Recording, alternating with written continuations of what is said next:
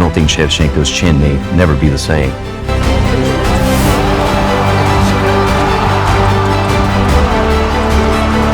This is why we have the fights. This is why we actually pay attention to the action. I gotta wonder, what does he see? He says he sees some holes, he sees some mistakes. He was able to dominate and really pull Pereira back down to the mat using mat returns.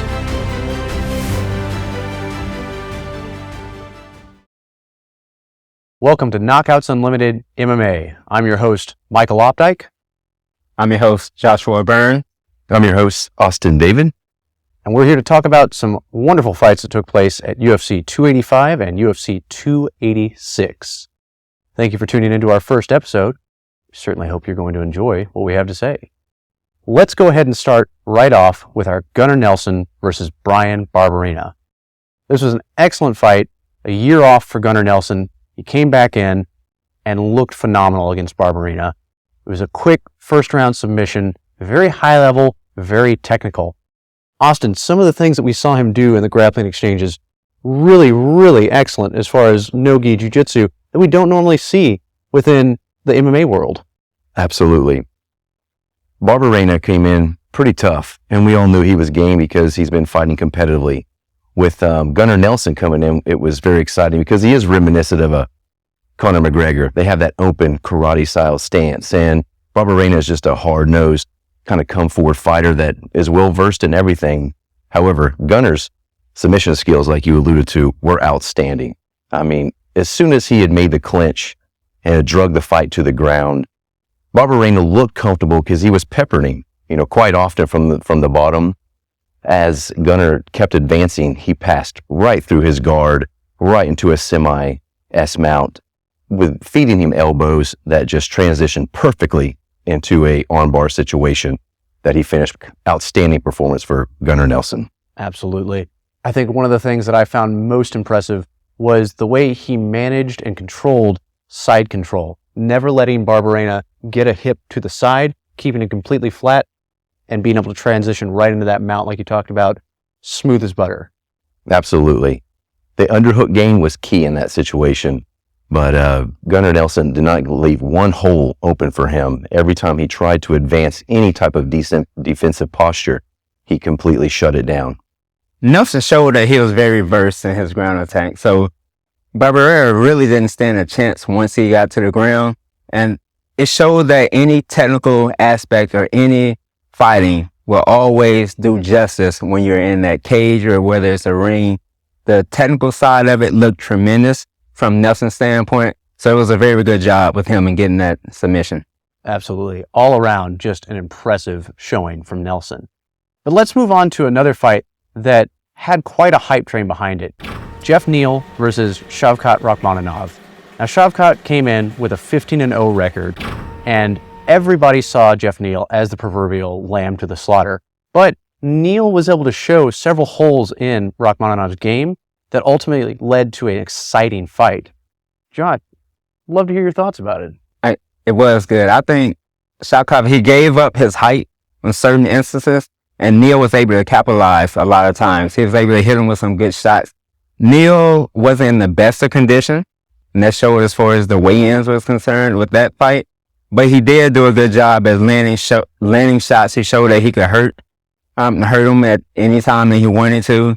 But Shavchenko, he did a very good job at his attacking end in the fight, landing the punches and the way he did. Absolutely. And Austin, one of the things that I noticed was when Neal maintained his distance, he had a lot of success, but anytime he came forward, Shavkat was ready to grab that clinch. Absolutely. Shavkat is, you alluded to, coming in on a 15-16 win fighting streak with all submissions or stoppages by TKO. Very hard-nosed fighter from Kazakhstan. Anytime that they did get into clinch, the wrist control, rolling into type of underhook situations and clinches, his dirty elbows and dirty boxing, and his knees can come from the side, up the middle. Seem like they can come up from above the way he's so versatile and the way he throws his clinch strikes. Absolutely. I think one of the things, at least for me while watching, that was very interesting was seeing Neil finally realize that Shavkat is very, very reachy with his punches and tends to be a little bit lazy with his jab. So once Neil was able to begin establishing a parry and a little bit of head movement, he found a lot of success and a lot of landing ability with his straight punches. But again, Neil is a pressure fighter. And so unfortunately, Shavkat was all too happy to have him come forward and step into that clinching range. Absolutely. Now, let's move on to another fight that was also extremely exciting. Gaethje versus Fiziev. Austin, why don't you lead us off on this one? Coming in this fight, we knew there was some outstanding kickboxing that's going to be had. Gaethje, wrestler by nature, came into the MMA scene and just wanted to pick up kickboxing because he probably has 2 or 3 stoppages by leg kicks alone on his record. So he's a very come forward fighter. What I liked about him in this fight is he was more patient. He had a dangerous opponent like Fiziev, who is lightning quick and can end the fight from a kick or a strike with an elbow or fist. He was methodical. He moved in. Anytime he had a good punch combination, he was able to elude any kind of counter strikes for the most part. But Fiziev really did land a great ton of body shots in that fight. Absolutely. Speaking of that, Josh, it seemed like it was a war between body kicks and head punches, with Gaethje landing 66 head punches and Fiziev landing 44 body strikes. It was almost like both of them could land at will. What we had, ladies and gentlemen, was a good scrap. We had what we call an old-fashioned good scrap going on. It was a very good fight. They both exchanged. We saw the good and the bad within that. Like we spoke before, we saw the ducking of a head by Gaethje, leaving himself open for several several strikes to come underneath. He didn't get caught with them, but he could have. We saw a spinning back fist that was thrown that he ducked. That duck saved him in that time. So it was a very good scrap, though. I thought we saw the difference in styles, but the similarities also. Absolutely. And I guess the last thing that I'd like to talk about on this one was just the face of Fiziev at the end of this fight. It really seemed to wear heavy on the judge's decision. I think you couldn't fault anybody if they had decided to go with Fiziev as the winner. But again, hats off to both gentlemen, an excellent effort. But we're going to take a quick break to get a word from our sponsors. Stay tuned, and we'll be back with more fights. Let me tell you who to blame. Blame the boy lying at your feet, his body oozing life through the hole in his stomach where the bullet tore him apart. Blame him for challenging you, for not looking away and for not backing down when you pulled out the gun. Blame your mother for bringing you into this world when she was but a kid herself and for dragging you up, not bringing you up. Blame society for not giving you hope. Blame your father for not being there, the man who looked after himself instead of looking after you. Blame the gun in your hand for making you a target, for making you more likely to be picked on. Blame the dead boy, blame your mother, blame society, blame your father, blame the gun, blame anyone but yourself for not being strong enough to put down the gun, to break the cycle.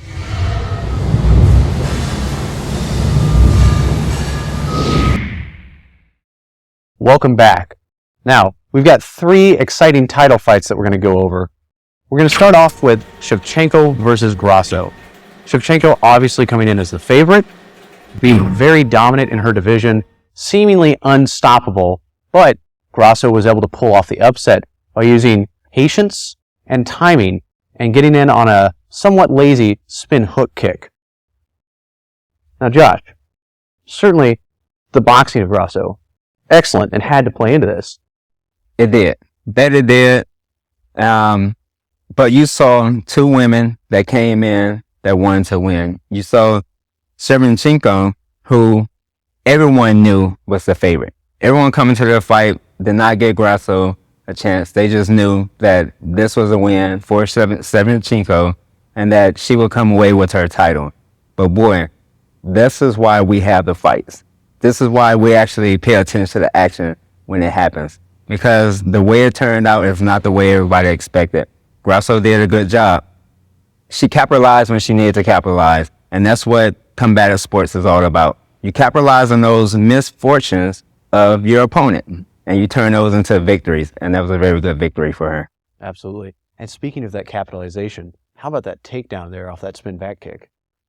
Outstanding. Grasso had an outstanding fight up into that point. She threatened her when Schevchenko would get the takedown on her. She had a nice 1-2 combinations throughout the fight. A 1-2 can take you a long way. She definitely proved that with great switchings of stances in and out, and just seemed like a gas tank that was just not going to give out. Schevchenko threw a strike that was a little bit lazy. She took her back immediately, taking her to the mat, both hooks in, and a rear naked choke with a chin tucked in. She must have a strangle of a king snake, because I don't think Schevchenko's chin may never be the same. It's true. We could see her trying to put it back in place when she stood up. Now, let's talk about a fight that had a lot of hype coming behind it and a lot of anticipation. The return of Jon Jones after a 3-year layoff against Cyril Gane. It was a quick fight, it was a dominant fight, and it was an exciting fight. Jones came in, did some wonderful leg kicks from an open stance, got a takedown, and sunk in a choke. Austin, the way he repositioned himself for that choke, I mean, could you have asked for a better result on that return fight? Absolutely not. Anticipated fight for Jon Jones, whether you love him or hate him. He's an outstanding fighter. He's got a heart of a lion, and he just never ceases to amaze out in the octagon. And the way he came in with a hyped up Cyril Gane and the path that he has taken to get to that point, and seeing Jon so long from the octagon, it was really a big question of what kind of Jon is going to come back, this new heavyweight. It was an outstanding performance. He took advantage, like a Josh, one little chink in your armor, and it can all be over. And that's what he showed against Cyril. Took him straight down, hooked the lead. We call this a move, a head lever, grabbing the wrist, putting the head behind the armpit, and controlling. He tried to retreat to the cage. Jon let him go ahead and retreat to the cage just to grab his neck, smush him up against the cage, and get a guillotine standing over the person on their rear end. And then Jon Jones continuing to be a champion. Simply masterful on the performance. And Austin, you hit it right on the head. Jones never disappoints in the ring. He always brings it. He comes, he does what he has to do, and he's very entertaining. And that's what we want to see as fight fans. We want to see the entertainment fights.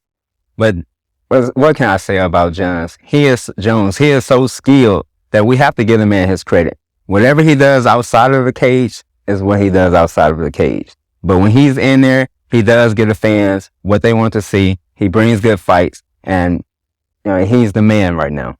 Absolutely. Just simply wonderful and masterful. Now, let's talk about a fight that had extreme anticipation behind it. A rematch of Usman and Edwards. Austin, this was the trilogy fight. They'd fought 2 times before. Edwards had knocked out Usman in the last fight. Usman was winning decisively up to that point.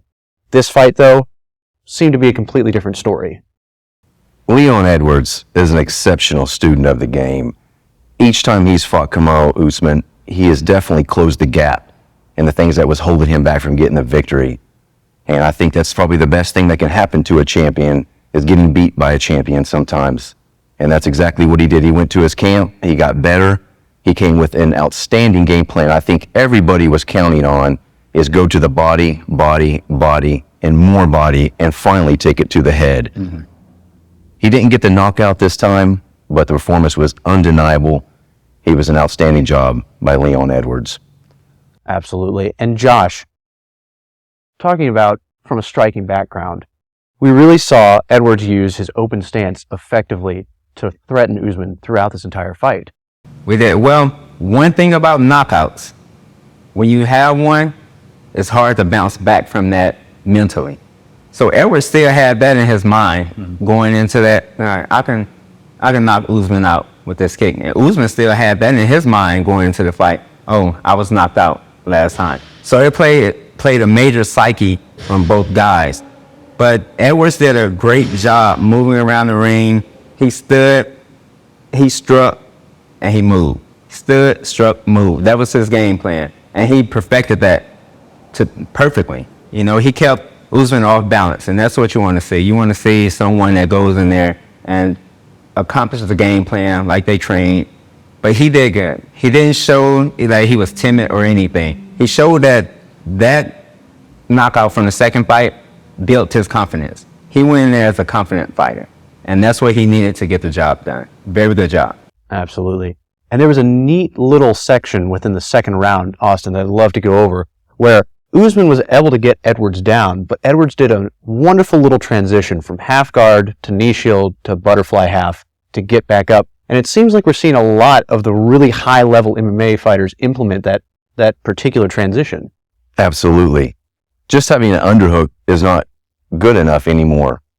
Fighters are continuing to evolve, pummel in, and take control, and it's very hard to get into a offensive position from underneath with great top pressure.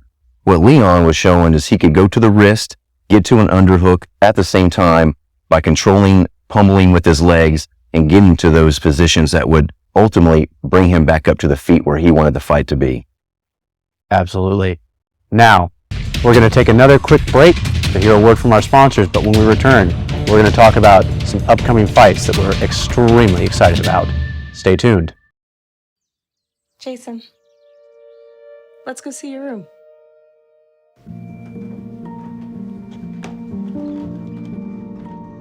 What do you think? We kept it a little spare, so you can decorate it how you like.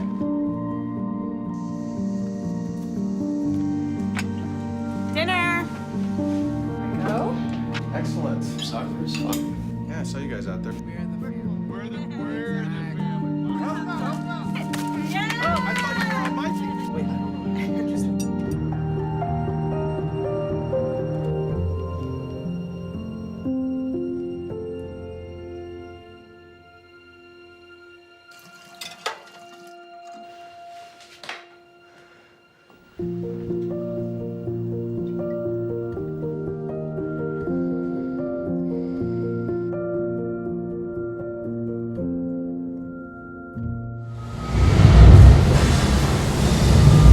Welcome back. All right. So we're going to talk about a fight that we're all very excited for. This is the rematch of Adesanya and Alex Pereira. Now, the first fight that we saw was an excellent performance by Adesanya. Austin, we really saw him dominate not only on the stand-up, but certainly in the wrestling and the clinch game. Absolutely. Israel Adesanya and Alex Pereira never disappoint since the days that they've been kickboxing. And now in the MMA world, they've taken similar roads to where they have gotten themselves today, and they never disappoint. Every single movement, you're on the edge of their seat. Last Stylebender brings something to the table that is really, we haven't seen in MMA. The crisp style of his kickboxing, the fluidity, and the way that he mentally gets to his opponents out into the ring. It's something to watch.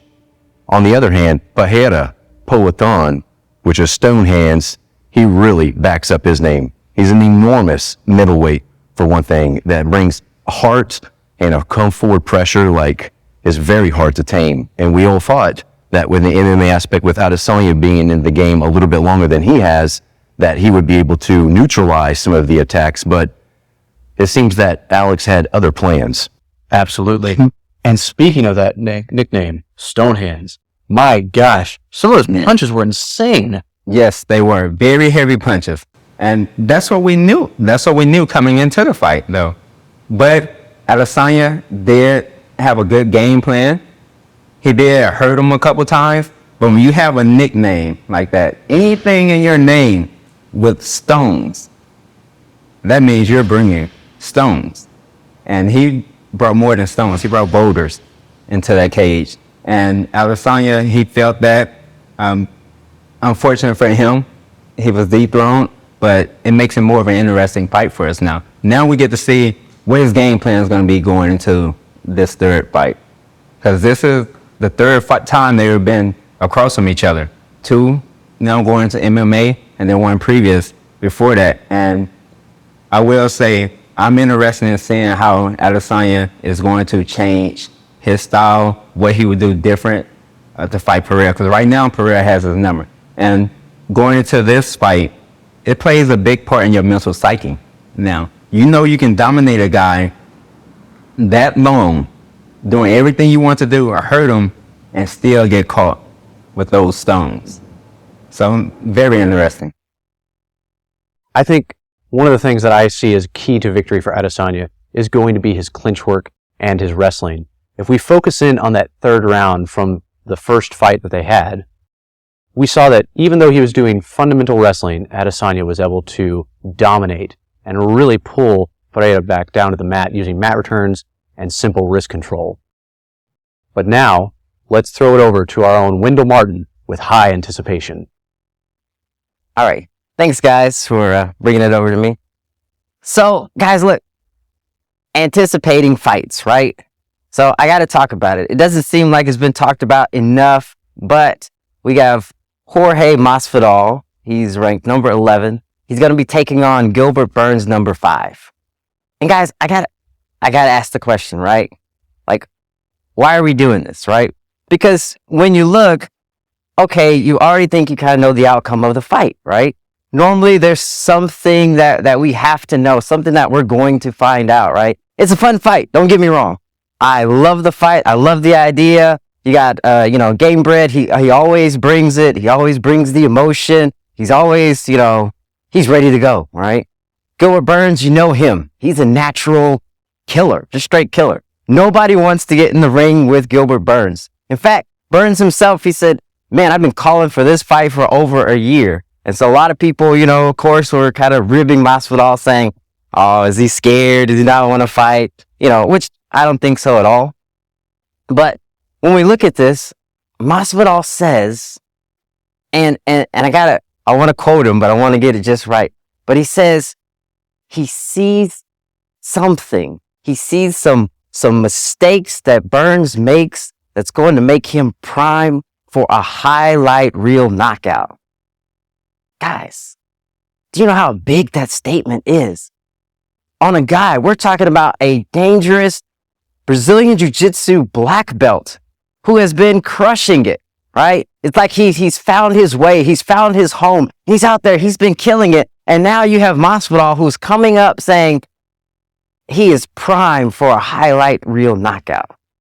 Now, guys, if it was anybody else, honestly, I'd be like, okay, sure. All right, you're hyping up the fight. But I got to take you back. When he was taking on Ben Askren, right? Askren was coming up. He was, the ultimate dad bod. We're looking at him. But he's doing great things, right? They bring him over to the UFC. He's doing good. Takes out Lawler. So then he comes to this Masvidal fight, right? And now you think normally we have the classic wrestler versus the striker. So normally what happens? We know the wrestler's going to win. He's going to smother him. He's going to be all over him. He's going to do everything he can to keep the guy off his feet, to keep him from striking and take him out. Okay, great. But Masvidal says, I see something. I see some holes. All right. So we come up to the fight, and then what happens? In just under 30 seconds, beautiful runs, sprints across the ring, bam, KO. Knees him in the face, spectacular knockout. Even gets a couple extra in, just for good measure, right? So this is great. Now the thing is, of course, it was so spectacular, nobody expected it. But Masvidal said, man, I've been planning this. I have been training it. I have footage where I can show you guys I was practicing this flying knee for over and over and over repetitively. I had it in my mind. It was in my dreams. I woke up and I was like, there it is. So guys, beautiful flying knee KO knockout, right? Masvidal does it, massive success. So now we're looking at this fight with Gilbert Burns. Gilbert Burns, dangerous guy. And he says, I'm going to make a masterpiece like Van Gogh and put it on his face. I gotta wonder, what does he see? He says he sees some holes, he sees some mistakes. We know that he can do it. He did it to Ben Askren. He had a little bit of trouble with Usman, but Usman was the champ, right? But he says he sees something in Gilbert. What does he see? Guys, I can't wait. I got to find out what it is that he sees that he's going to put this beautiful KO finish on Gilbert Burns. Thanks. I'm Wendell Martin with High Anticipation. And now, back to you guys.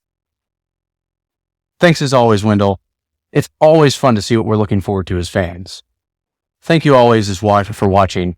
This has been Knockouts Unlimited MMA. I'm your host, Michael Opdyke. I'm your host, Joshua Burns. I'm your host, Austin David. And as always, keep watching.